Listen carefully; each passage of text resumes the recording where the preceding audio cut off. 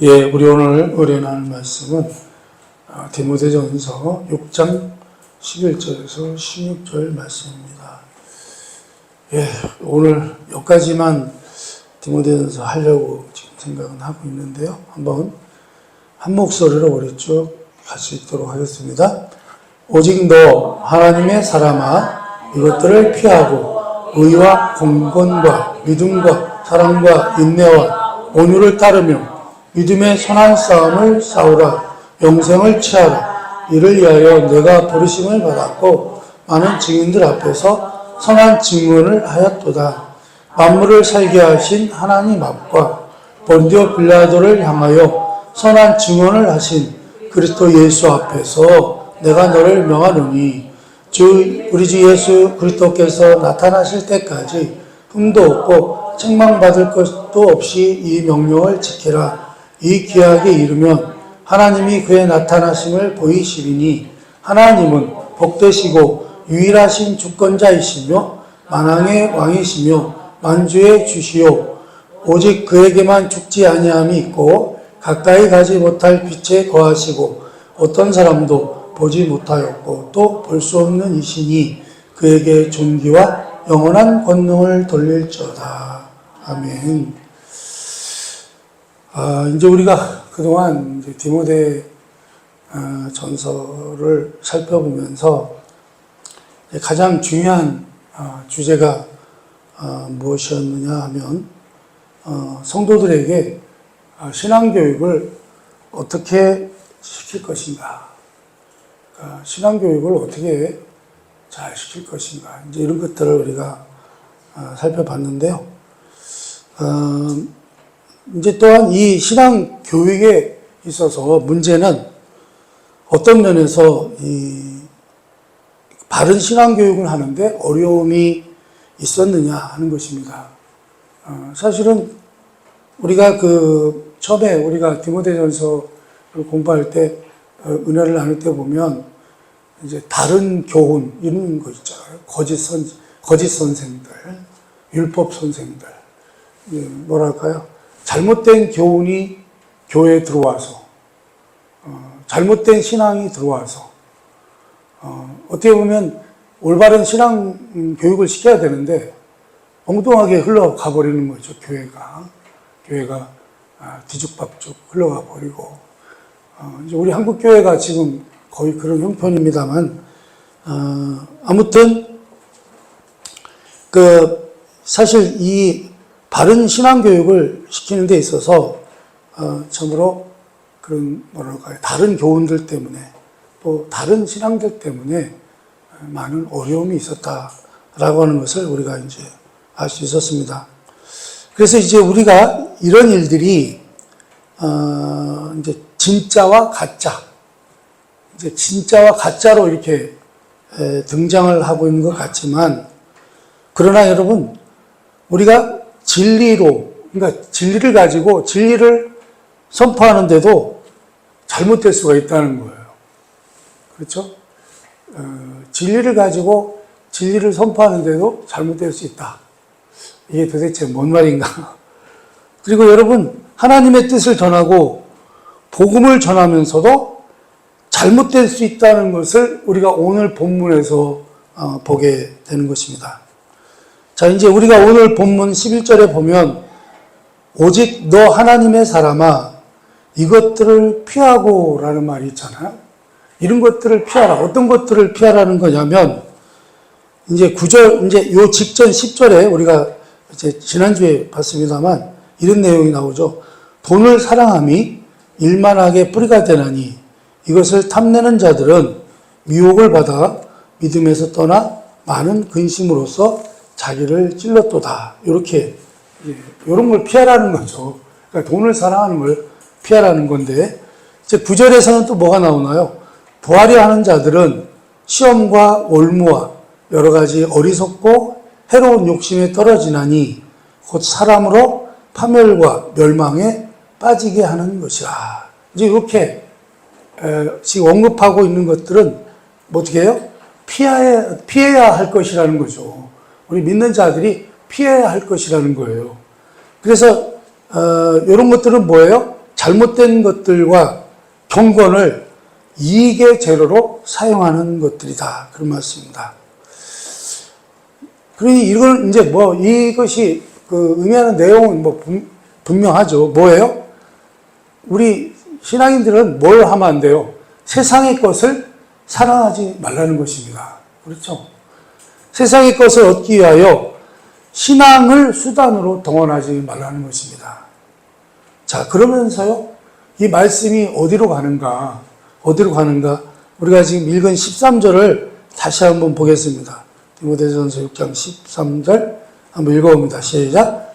만물을 살게 하신 하나님 앞과 본디오 빌라도를 향하여 선한 증언을 하신 그리스도 예수 앞에서 내가 너를 명하노니. 아멘. 여기에 보니까요, 조금 이상한 내용이 나와요. 무슨 말이죠? 무슨 얘기죠? 우리는 되게 우리가 하나님 앞에서 서는 거잖아요. 그죠? 하나님 앞에 서는데, 여기는 뭐라고 되어 있어요? 하나님 앞에서 뿐만 아니라 빌라도 앞에서라고 이야기하고 있습니다. 그렇죠? 여러분, 무슨 얘기예요? 신앙이라고 하는 이름으로 하나님 앞에서만 있으면 안 된다는 것입니다. 이게 좀 어렵죠? 어렵긴 한데, 그 무슨 얘기냐면, 그 예로 성경은 빌라도 앞에 서신 예수님을 예로 들고 있습니다. 우리 예수님은요, 당시에 권세자였죠. 권력자였던 그 빌라도 앞에 죄인으로 서 계셨습니다. 우리 성자 하나님이신 예수님께서 빌라도 앞에서 죄인 취급을 받으시면서도 죄인인 것 같은 그 위치를요, 감수하셨다는 거예요. 여러분, 그뿐만 아니라요, 그 길을 걸어서 잘못된 재판과 잘못된 정죄를 감수하시면서 결국 십자가에 달려 돌아가셨습니다. 자, 무슨 얘기죠? 여러분, 우리 예수님은 원래 어떤 분이세요? 하나님이시잖아요.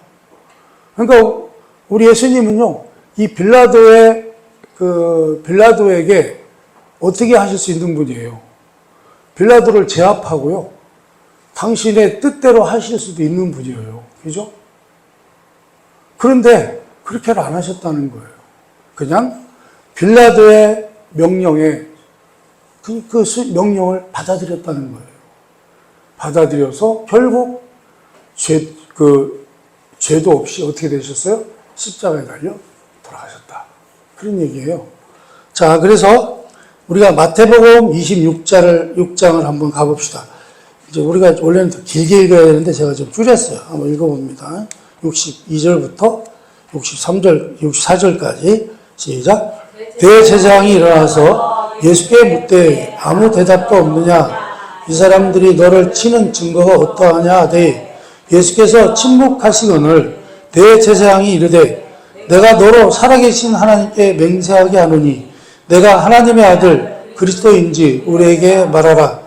예수께서 이르시되 내가 말하였느니라. 그러나 내가 너희에게 이르노니 이후에 인자가 권능의 우편에 앉은 것과 하늘 구름을 타고 오는 것을 너희가 보리라 하시니. 아멘. 당시에요, 유대인들의 종교 지도자들은 예수님이 메시아인 것을 거부하죠. 왜 거부해요? 이들이 원하는 것은 이런 메시아가 아니에요. 당시에 로마의 식민지였잖아요. 로마로부터 자기들을 해방시킬 수 있는 그런 힘을 가지고, 또 이스라엘을 옛날에 다윗 왕 때 누리던 그런 번영을 누릴 수 있는 그런 나라로 세워줄 수 있는 그런 메시아를 원했단 말이죠. 그런데 메시아를 원했는데 우리 예수님은 어때요? 그렇지 않아요. 대려 뭐라 그래요? 내가 죽어야 너희들이 산다. 뭐 이런 말씀이라고 하니까. 그러나 사실은 그 당시에도 많은 사람들이 누구를 따랐어요? 우리 예수님을 따랐단 말이죠. 그러니까 이 종교 지도자들은 자기들의 위치가 불안한 거예요. 자기들의 위치가 불안해서 우리 예수님이 정말 메시아인지 아닌지 그걸 알아보려고 한 것이 아니라 어떻게 해요? 자신들의 자리를 위협하는 우리 예수님을 어떻게 해요? 뭐 하고 싶은 마음만 있었어요? 죽이고 싶은 마음만 있었다는 거예요. 죽이려고만 했다는 거예요. 그래서 그들이 이렇게 마지막에 묻는 거예요. 내가 그리스도가 맞느냐? 우리 예수님한테 물어봐요. 우리 예수님이 메시아인지를 묻는 것입니다. 메시아. 메시아라는 말이나 그리스도라는 말이나 같은 말이죠. 구원자라는 말입니다. 그렇죠? 근데 예수님께서 대답을 하세요. 뭐라고 대답하시죠? 내가 너에게 이르노니 이후에 인자가 권능의 우편에 앉아 있는 것과 하늘 구름을 타고 오는 것을 너희가 보리라. 이 말은 무슨 말이에요? 우리 예수님께서 저들의 무덤에 내가 메시아라고 하는 것을 밝히고 계신 거예요. 그러나 저들이 기대하는 메시아는 뭐라고 그랬어요? 정치적으로나 군사적으로 힘을 갖고 온 구원자이며 해방자이기를 원했다는 거예요. 그런데 우리 예수님은 지금 뭘로 서 계셔요? 죄인으로 서 계셨단 말이죠. 그런데 우리 예수님께서 이렇게 대답하시죠. 그래, 내가 메시아가 맞다. 그러나 어떻게 해요? 너희의 기대와 다른 것은 지금은 내가 너희를 위하여 내가 죽으러 왔기 때문이다. 그러나 이후에 너희가 기대하는 메시아의 모습으로 내가 다시 올 것이다. 그러나 지금은 아니다라고 말씀하고 계신 것입니다. 여러분, 우리 예수님께서 십자가를 지지 않는 이상 우리는 아무도 구원받을 수 없습니다. 그래서 우리 예수님이 죽으면 안 된다고 말할 수 있는 그런 실력이나 구원받은 영을 갖고 있는 자가 아무도 없었습니다. 여러분, 이것이요, 바로 제대로 된 신앙을 분별하는 기준인 것을 아시기를 바랍니다. 무슨 말이냐면, 구원이 십자가 외에 다른 방법으로는 일어날 수 없다는 사실을 놓쳐서는 안 된다는 것입니다. 구원은 뭐를 통해서만 구원받을 수 있어요? 예수님의 십자가 외에는 다른 방법이 없다는 것입니다. 그런데 사람들은 되게 어떻게 생각을 해요? 자기 실력으로 시험을 보고 통과해서 구원받은 것 같이 설명을 합니다. 그렇죠? 그리고 또 그렇게 간증하는 사람들도 많아요. 기독교 방송 같은 데 보면. 말로는요, 십자가로만 구원을 얻고 예수님이 나를 구원하시려고 이 땅에 오셔서 십자가를 지셨다고 고백하지만 정작 자기는 죽지 않고 십자가를 지지 않은 채 어떻게 해요?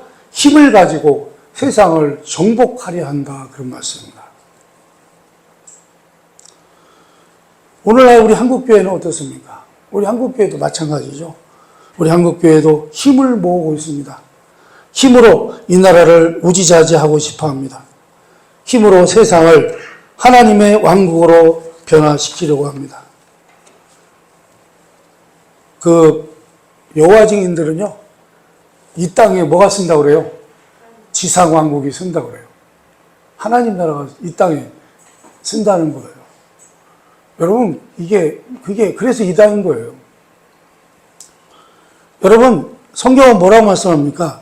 주님이 오시는 그날까지 이 세상의 주된 흐름과 분위기와 생각은요, 하나님을 반대하는 것이라고 말합니다.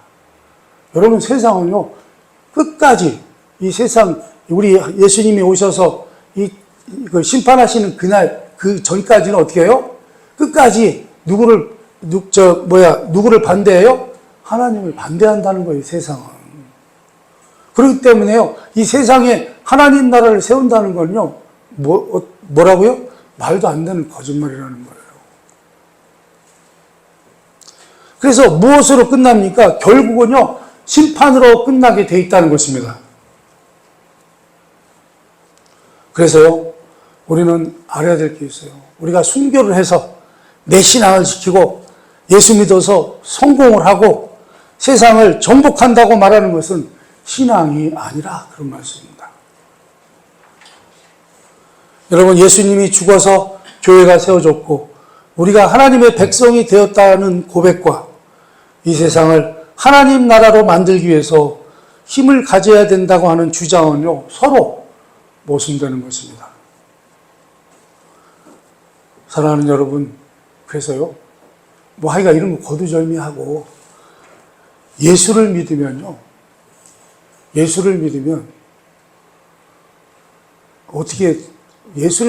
어떻게 변해야 되나요, 우리가?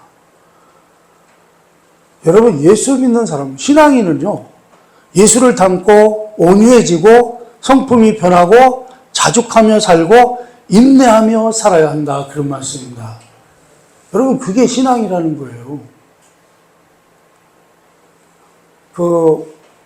오늘도 우리 준기가 그런 말을 했는데, 요즘은 교회 다니는 사람보다 세상 사람들이 인격이 더 훌륭하다고. 이게 지금 우리 한국교회가 잘 됐다는 거예요? 잘못됐다는 거예요? 심각하다는 거예요. 우리 한국교회는 실패했다는 거예요. 여러분, 신앙이라고 하는 것은요, 인격을 말하는 것입니다. 우리가 주님의 인격으로 변화되는 것을 신앙이라고 하는 것입니다.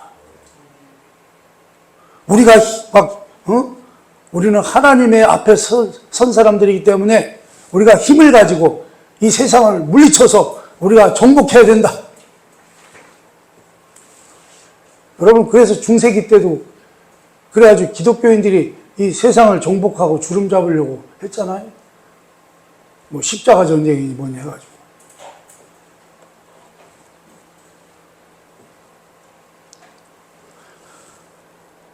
그런데요, 다들 예수 믿으면 어떻게 변합니까? 살벌해지고요, 선동적으로 변해버립니다. 넘쳐나는 만족감과 넉넉함이 없습니다. 너무나 비극적입니다. 누가 한국교회를 성공한 기독교라고 했습니까? 거짓말입니다. 그것은요, 전혀 다른 잣대를 가지고 평가했기 때문입니다. 우리는요, 전혀 성공하지 못했습니다. 성공한 거 딱 하나 있어요. 숫자적으로 늘어난 거. 숫자적으로 커진 거. 그나마 그것도 이제 무너져요. 그죠? 1000만 명에서 지금 500만이나 되나 모르겠어요. 그것도 이제 점점 줍니다.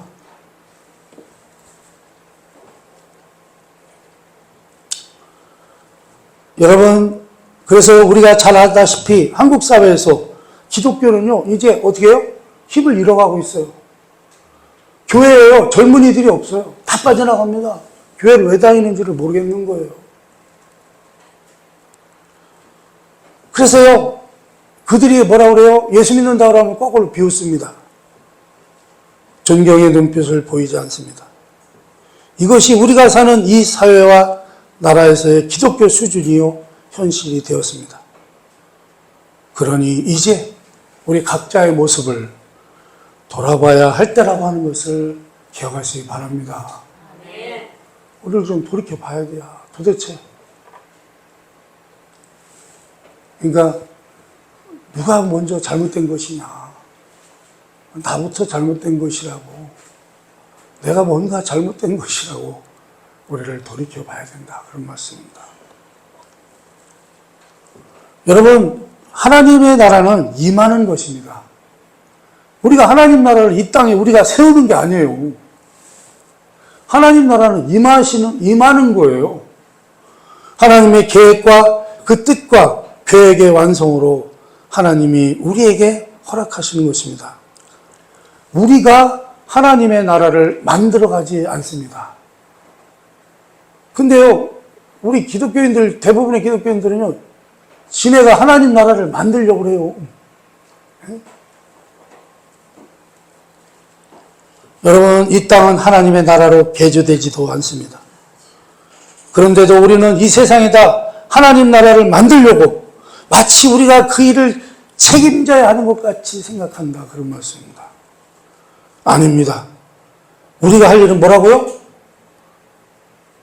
따라서 합니다. 신자로서 책임을 져야 한다. 하나님 나라 세우려고 하지 말고 너나 잘해. 뭐예요? 신자로서 신자답게 책임을 다하라 그런 말씀입니다.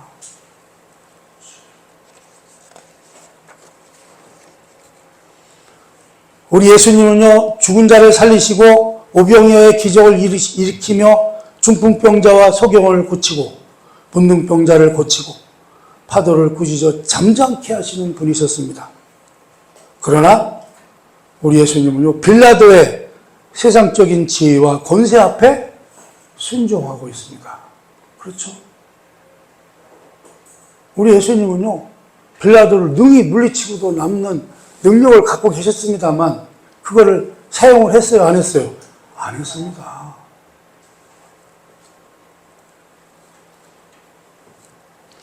우리는 하나님 나라의 시민으로 살아갑니다. 하나님 앞에서 산다는 것입니다. 그러나 이 세상 속에서 세상의 질서에도 순종하며 살아가는 것입니다. 우리는 그 질서를 외면하지 않습니다.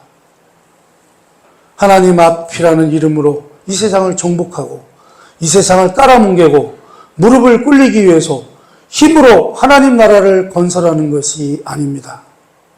다만 어떻게 해요? 이 세상의 정신에 도전하며 살아야 하는 것입니다. 여러분, 이 세상의 정신이 뭔가요? 이 세상은요, 이 세상이 전부죠. 그리고 자신만을 위해서 살아가는 것입니다.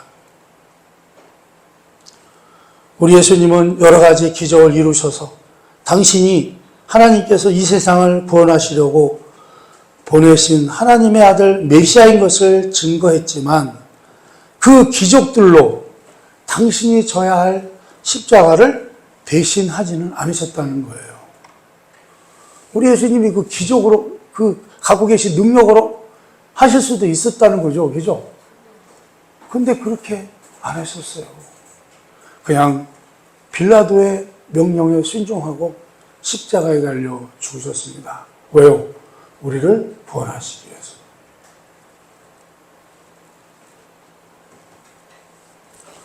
그러나 우리는 기고만장해서 신앙이라는 이름으로 하나님께서 원치 않는 것을 해달라고 기도하고 앞뒤가 맞지 않는 오순에 빠져 있으면서 안 들어주시면 화를 내고 금식하며 철하하며 때를 씁니다. 그렇게 미련을 떼기 때문에 평생에 뭐예요? 믿음이 자라질 않아요. 믿음이 자라질 않습니다.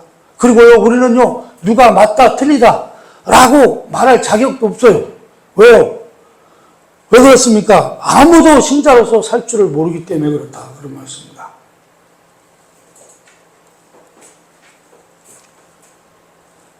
여러분, 신자로서 살려면 어떻게 사는 거예요? 원수를 사랑하고, 우리가 일부러 져주고, 우리를 핍박하는 자를 위하여 기도하고. 근데 이게 안 된다는 거예요. 여러분, 예수 믿는 사람들 이렇게 하는 거 보셨어요? 저도 못하고 있습니다. 이렇게. 힘들죠? 이렇게 하는 게 너무 어려워요. 그러나 여러분, 이런 것들이 되지 않으면요, 우리 신앙생활을 못하는 것입니다. 우리 신앙생활이 되질 않는다는 거예요, 여러분. 그것은요, 도덕성의 문제가 아니라 하나님 앞과 빌라도 앞에 사는 법인 것입니다. 이것이 우리 신자들이 신앙 실천의 현장에서 매일매일 해야 되는 싸움인 것입니다. 평생에 걸쳐서 밤낮 그 싸움을 해야 한다. 그런 말씀입니다. 그래서요, 믿음이라고 하는 것은요, 빌라도가 정권을 잡고 있는 세상에서 하나님의 사람으로 살아야 하는 고통과 짐이라 그런 말씀입니다. 그 싸움과 유혹, 시험과 그리고 그 핍박을 뚫고 하나님 앞에 서 있어야 한다. 그런 말씀입니다. 그러니 여러분, 이 세상의 질서와 힘을 가지고 유혹하며 시험하는 자들을 우리는 어떻게 해요? 사랑해야 된대요. 당연히 어려운 싸움입니다. 그렇죠? 신앙이란 무엇이 맞고 무엇이 틀리는 자의 간단한 문제가 아닙니다. 무엇이 구원이고 무엇이 진리냐는 간단한 지식과 정보의 문제도 아닙니다. 결단의 문제 정도가 아닙니다. 그것은 훨씬 더 깊은 것입니다. 우리가 요즘 욥기에서 이것을 우리가 계속 살펴보고 있죠. 하나님의 자녀로 부름받은 자로서 세상 앞에서도 하나님의 자녀로 잘 살아내시기를 바랍니다. 우리는 그것을 가르쳐야 하고 그렇게 살아야 하는 것입니다. 그렇게 가르치는 자를 참 목자라고 하고 그렇게 사는 자들을 참 하나님의 백성이라고 하는 것입니다. 교회는요, 이런 것을 가르치며 실천하면서 하나님 앞과 세상 앞에 서야 한다. 그런 말씀입니다. 우리가 오늘 이 말씀 앞에서 우리의 자신과 인생과 신앙을 점검해 보시기를 바랍니다. 그래서 올바른 하나님의 사람으로 사는 특권을 회복하시기를 주님의 이름으로 간절히 축원합니다. 네, 기도하겠습니다.